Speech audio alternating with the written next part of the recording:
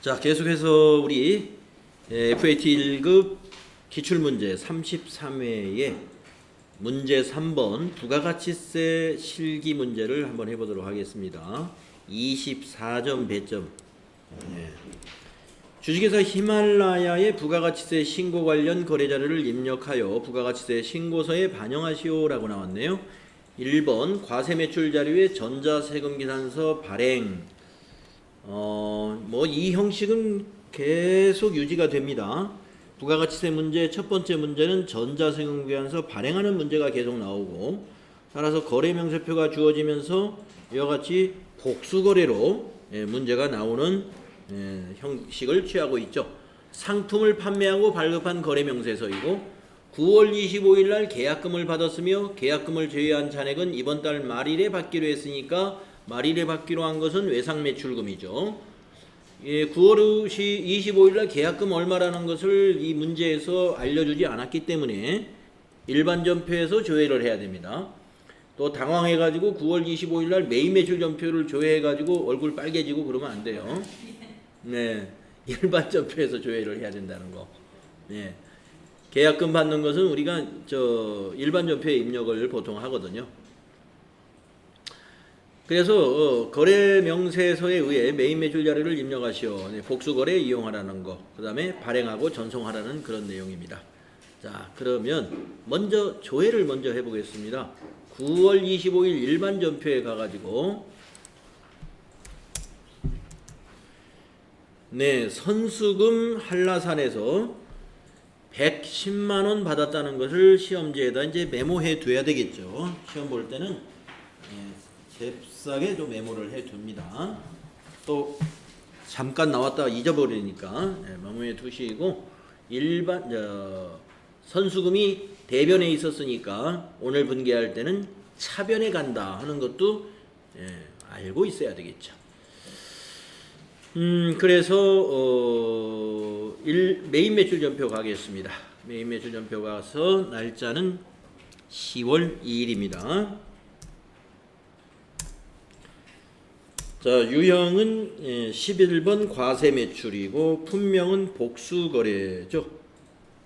F7을 누르거나 여러분 복수거래 단추를 이용해 가지고 스패치 100개에 65,000원, 아이젠 100개에 45,000원 확인.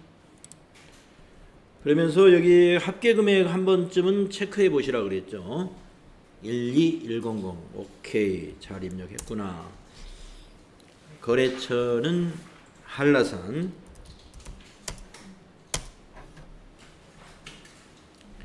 전자세금은 비워두죠. 0번. 0번 입력하고 와야 됩니다. 발행을 해야 되니까. 분계는 3번. 자, 상품 매출 부가세 예수금 대변에 맞았고요. 이제 차변에 선수금을 먼저 입력하겠습니다. 차변에 259번 선수금 110만원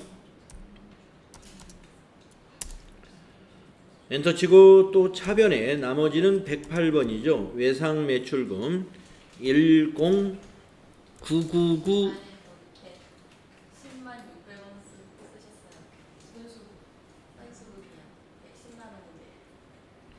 뒤에 어쩐지 숫자가 복잡해. 이거 동그라미를 6을 썼을 거예요. 이렇게 복잡하게 숫자가 나올 리가 없는데. 그래서 차변의 외상매출금 1,100만원이죠. 1,100만원. 그리고 탭키 눌러서 거래처 수정할 사항이 없는지, 차변 대변의 합계가 이상 없는지 이렇게 잘 확인하시고, 이제 1번 문제는 언제나 여기서 끝나지 않죠. 전체 메뉴 가가지고 전자세금계산서 발행 및 내역관리라고 하는 부가가치 2 박스에서 이걸 찾으세요. 그래서 10월 2일 날짜를 이 엔터 22 엔터 미전송되는 것 확인이 되실 거고, 앞에 체크박스 체크하신 다음에 전자발행 확인, 그리고 밑에서 발행 한번 눌러주고 확인 눌러주고요.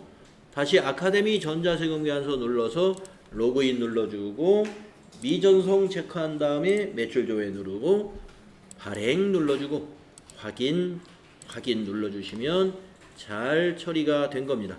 닫고 한 번 더 닫고 여기 와서 조회 위에 상단에 있는 조회를 눌러서 전자세금란에 전자 발행 뜨는 거 확인해 주시면 더 완벽하겠습니다.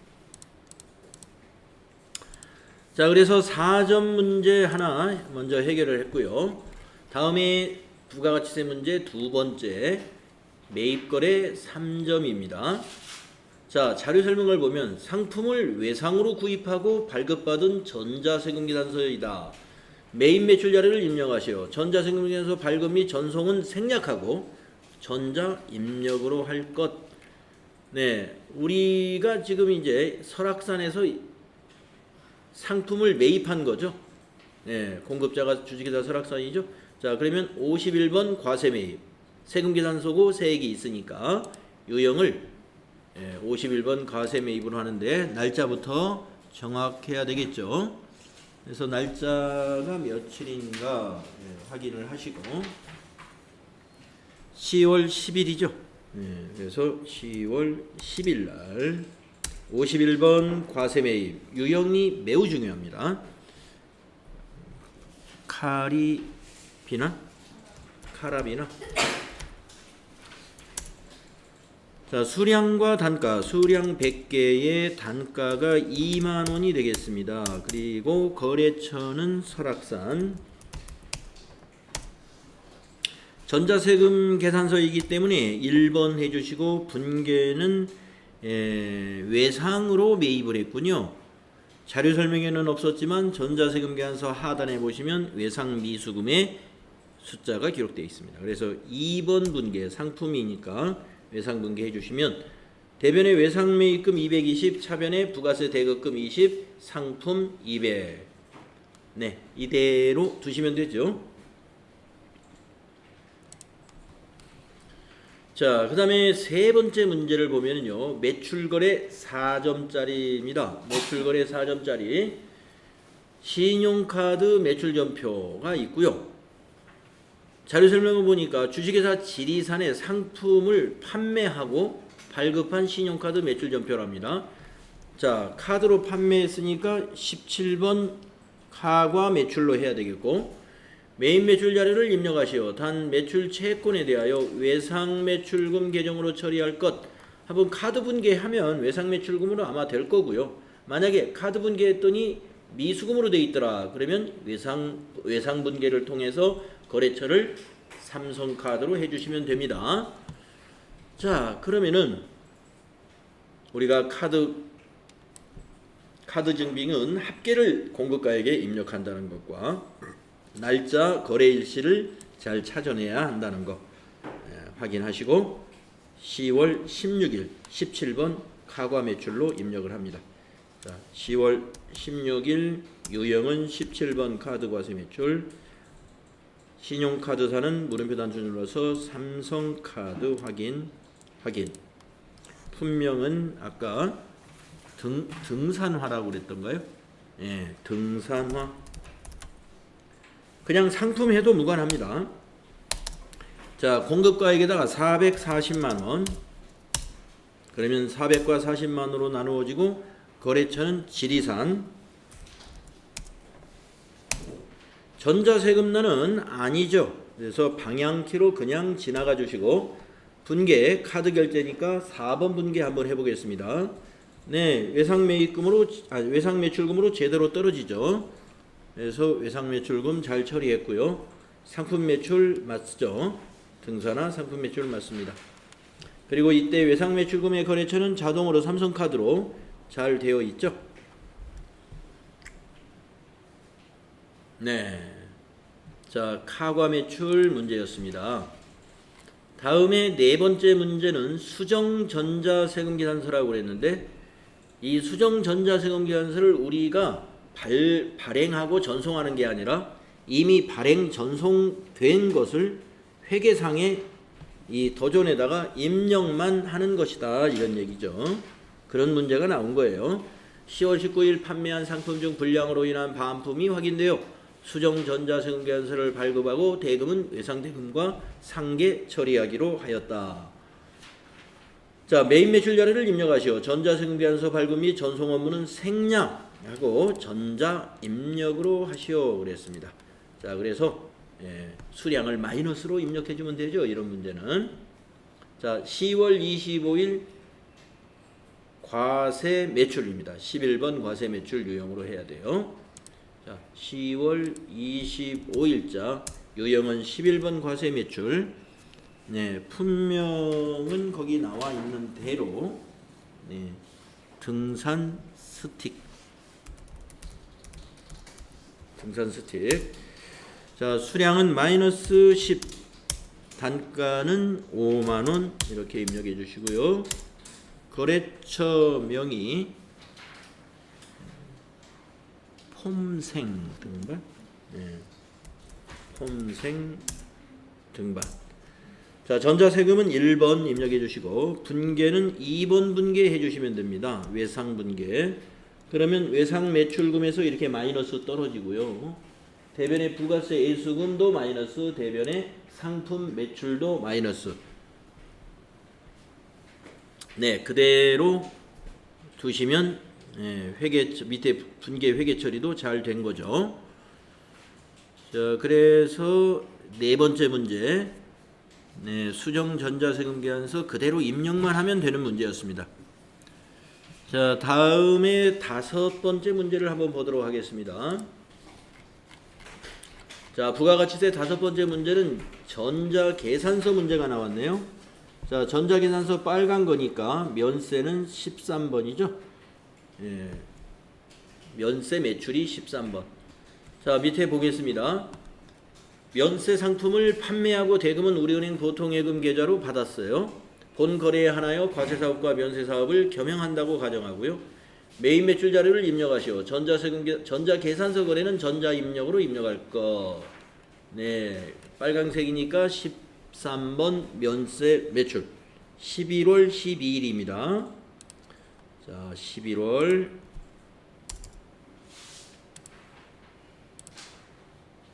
12일에 13번 면세 매출이요. 품명에는 월간 산 잡지. 수량은 40, 단가는 15,000원이죠. 자, 거래처는 우리가 북한산. 거래처가 전부 산 이름이에요. 북한산. 전자세금은 전자계산서니까 1번 전자 입력해 주시고, 자, 분계는 아까 자료 설명해 보면은 대금은 우리은행 보통예금 계좌로 받았다라고 되어 있습니다. 그러니까 혼합 분계해 주시고요. 상품 매출, 이거 상품 맞죠? 면세 상품. 자, 그리고 차변이 103번 보통예금으로 되는 거고요. 금액은 60만 원인데 60만 원 입력하고 탭키 누르고 나서 거래처를 은행으로 꼭 고쳐야 됩니다. 우리은행. 이렇게 해야 감점 없이 여러분이 완벽하게 3점을 획득하게 되는 것이다. 자, 순탄하게 문제가 나왔네요. 메인 매출 부가세 문제. 뭐 까다로운 게 없네요. 자, 여섯 번째 매입거래 전자세금 계산서. 노트북을 품목에 노트북입니다. 자, 우리 회사는 노트북을 상품으로 하는 회사가 아니죠. 등산 장비인데, 자, 내용을 보겠습니다. 대표이사 최고봉 자녀가 사용할 노트북을 구입하고 발급받은 전자세금 계산서입니다. 대금은 전액 월말에 지급하기로 했습니다. 대표이사 자녀가 사용할 노트북을 회사에서 비용 처리할 수가 없다 이거죠. 네. 그래서 이건 업무와 무관한 지출에 대해서는 매입세액도 정부가 공제를 안 해줍니다. 이 세액공제도 안 해주고, 이것을 세액공제를 안 해줄 뿐만 아니라 이 비용 있죠? 이거를 회사의 경비로 처리해서는 안 되는 건이죠. 네. 자, 그래서 일단은 가지급금으로, 대표이사의 가지급금으로 잡아가지고 가지급금을 대표이사가 회사에 입금할 수 있도록 그렇게 회계 처리를 해놔야죠. 자, 그러면 날짜는 11월 22일입니다.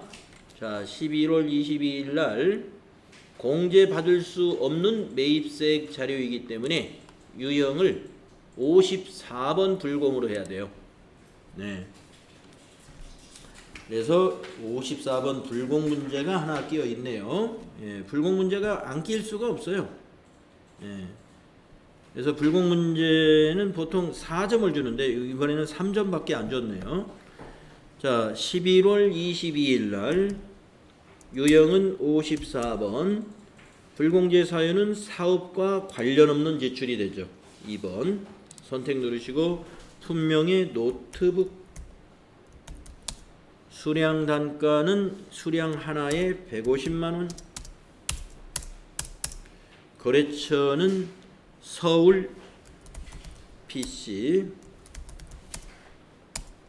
전자 세금 계산서니까 1번 해주시고 분계는 혼합을 해야 되겠습니다.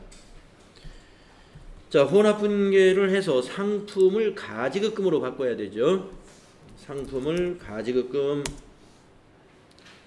165만원이 요 합계로 분계가 되는 이유는 공제 받을 수 없는 것이기 때문에 요 부가세가 밑에 회계 처리가 되지 않고 대표이사의 가지급금으로 모두 처리가 됩니다. 그리고 거래처는 서울 PC가 아니라 대표이사의 이름으로 걸어야 돼요. 최고. 이름이 좋네요. 자, 그 다음에 그러면 대금은 어떻게 했느냐? 이 서울 PC에다가 보니까 외상으로 했어요. 그렇다고 이걸 외상 매입이다 이렇게 하면 안 되죠. 회사 자산이 아니니까 미지급금. 그래서 대변에 253번 미지급금으로 165만원 부채 증가시킨 다음에 뭐 대표이사가 여기 서울 PC에다 직접 돈을 주거나 아니면 회사에 가지급금으로 잡아놨으니까 회사에 입금을 하면 회사에서 가지급금 상계 처리하고 회사가 서울 PC에 165만원을 입금하는 방식으로 그렇게 하는 게 절차상으로 맞겠죠? 네, 그래서 일단 이 문제는 여기까지 회계 처리하시면 되는 겁니다.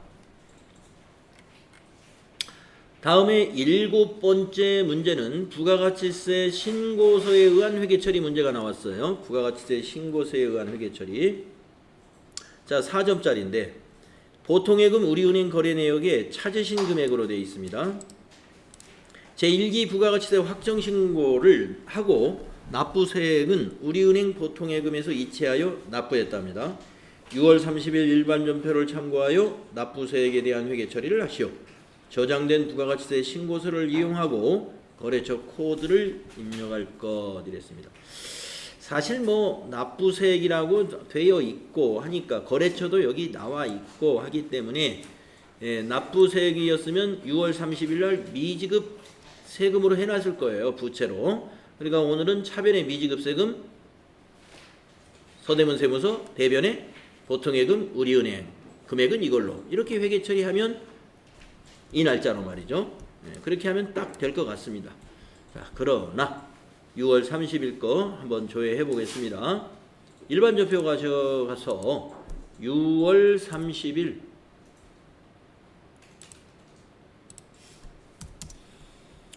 자, 미지급 세금이 서대문 세무서 거래처 걸어가지고 125만원이 딱 대변으로 잡혀 있으니까 오늘은 이 미지급 세금이 차변에 오는 날이다 이런 얘기죠. 그렇죠?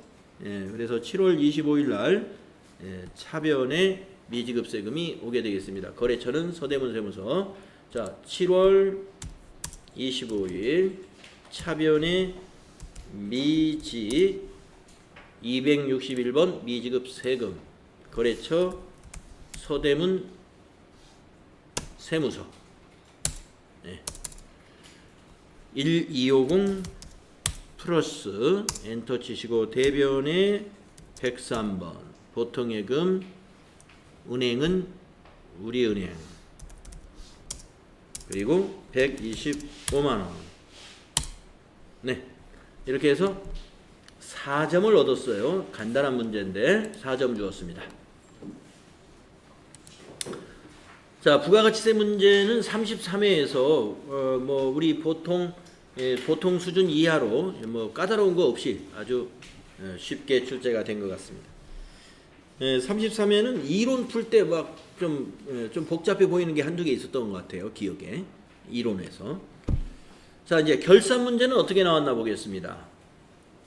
자, 두 문제를 주었고 한 문제당 4점씩 배점을 주었는데, 자, 유가증권 평가, 수동결산, 단기매매증권의 기말 내역은 다음과 같다. 자, 이 회사 거는 천주인데 장부 가액이 2,430원, 10원 단위권이 있네요. 기말 평가 가액은 2,330원. 그러나 차이는 100원이더라. 100원이 하락했어요. 그래서 단기매매증권을 자산 감소시켜야 됩니다. 그래서 얼마인가 보겠습니다. 100원 곱하기 1000주 하면은 얼마예요? 10만원 계산해 줍니다. 10만원.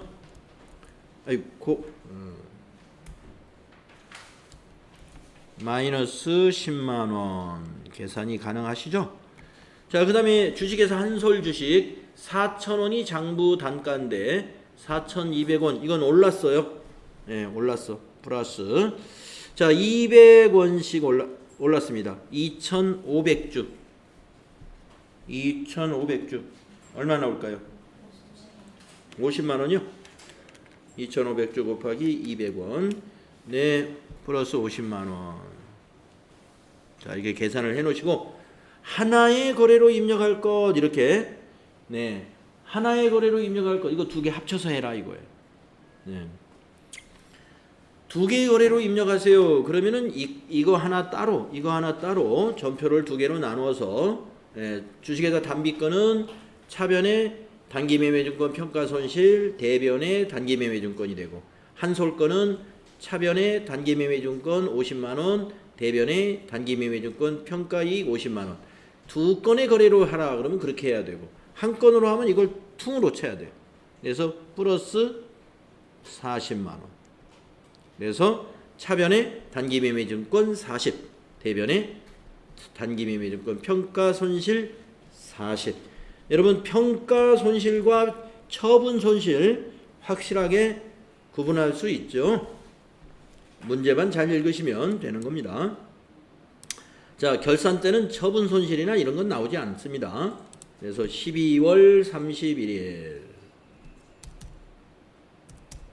결산 전표는 일반 전표에 12월 31일자로 차변의 단기매매증권 자산 증가 107번 40만원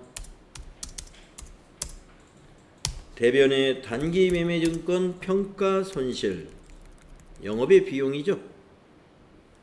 그래서 900번대 937번 40만원 이렇게 하셔야 됩니다. 자, 두 번째 결산 문제 자동결산 입력으로 하라고 되어 있죠. 재고자산 명세서에 의한 기말재고액은 다음과 같다. 뭐 여긴 감모손실도 없고 아주 편안하게 2,400만원 상품 2,400만원. 자, 평가 문제에도 자동결산 메뉴를 이용하여 결산을 완료하시오. 아주 너무 쉽게 나왔어요. 자, 그러면 전체 메뉴 가셔가지고 결산자료 입력에 가서 1월부터 12월 입력하신 다음에 확인 누르시고 기말상품 재고액 바로 이 자리가 되는데 여기다 입력해야 되겠죠. 여기다가 그 문제에 있는 2,400만원을 그대로 입력하죠. 2,400만원 이렇게. 자, 그리고 전표 추가 누르는 거 잊어서는 안 되고요. 얘도 눌러주시고 확인도 눌러주셔야 됩니다. 그러면 일반 전표에 와서 12월 31일 거를 다시 조회해 보시게 되면은 상품 매출원가 대체 분계가 이렇게 넘어온 것을 확인할 수가 있다. 네, 그래서 부가가치세 문제부터 그리고 결산 문제도 33회에서는 아주 쉽게 나왔구나 하는 것을 알 수 있네요. 자, 그러면 정보 분석 문제는 또 어떻게 나왔을까요? 1번 받으러움 현황 조회 4점짜리. 6월 30일 현재 6월 30일자입니다. 거래처별 받으러움 잔액이 가장 큰 거래처는 받으러움 현황을 조회해도 되고요. 이거는 거래처 원장을 봐도 이건 알 수 있는 겁니다. 자, 여기서 받으러움 현황 보라고 그랬으니까 보겠습니다만은 거래처 원장을 봐도 더 쉽게 알 수 있어요. 자, 받으러움 현황 한번 보겠습니다. 자, 전체 메뉴 가셔서 금융자금관리의 받으러움 현황을 가셔가지고 날짜가 며칠 기준이죠? 6월? 네, 6월 30일. 그래서 잔액을 물어봤기 때문에 여기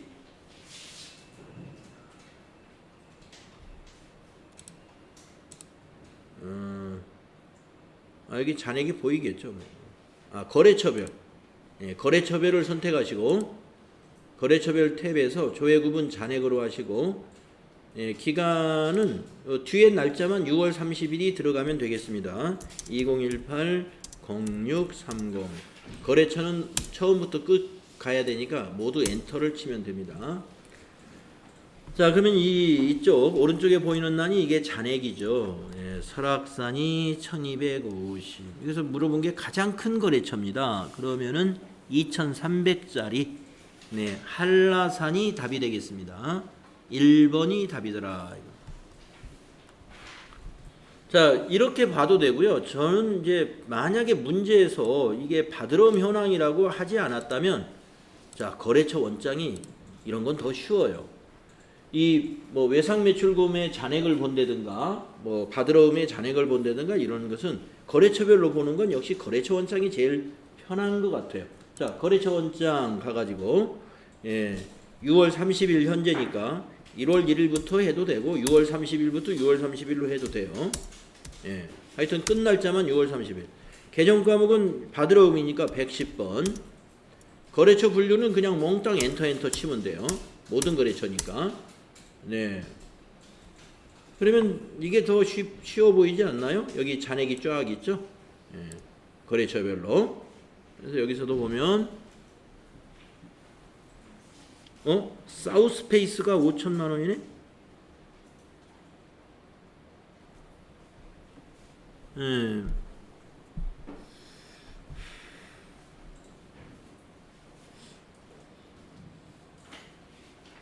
6월 30일 현재. 근데 아까 우리 받으러움 현황에서는 왜 없었을까요? 사우스페이스가 한라산, 거기서는 한라산이 최고였는데 뭐 보기에 없으니까 그렇습니다만은. 자, 그러면 여기 5천만 원 한번 이걸 더블 클릭 한번 해보겠습니다.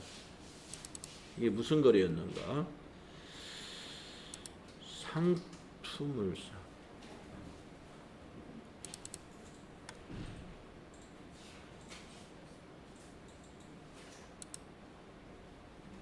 상품을 판매하고 받은 건데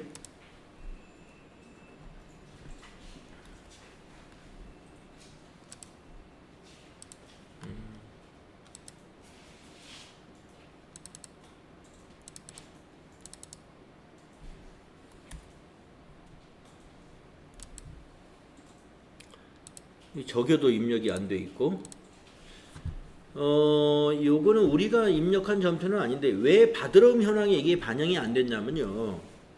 이 받으러움을 이 날짜가 며칠이에요, 지금? 1월 1일 날 받으러움에 대한 그 적요 내용이 없어요. 1월 1일 날 거래였는데 이게 자금 관리를 안 했기 때문에 받으러움 장부에 반영이 안 된 겁니다. 그런데 회계 장부에는 반영이 돼 있는 거예요. 회계 장부에는. 그래서 아마 받으러움 현황에서 조회해라 그랬던 겁니다. 아무튼 거래처 원장에서 조회를 했을 때 이것이 지금 이것이 바드러움 현황에 나타나지 않는 이유는 여러분 아시겠죠? 네, 여기 보면 적요에 자금 관리가 안 돼 있죠?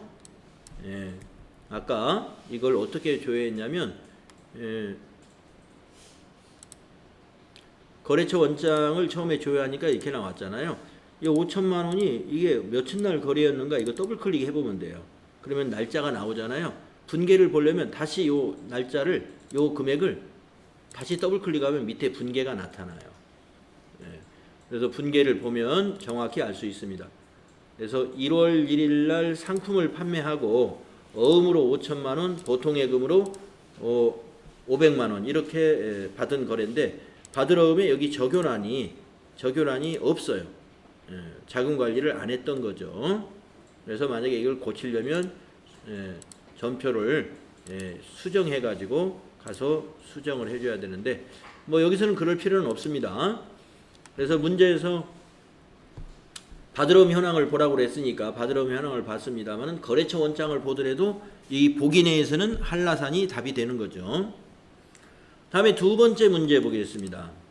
합계 잔액시산표를 조회해라.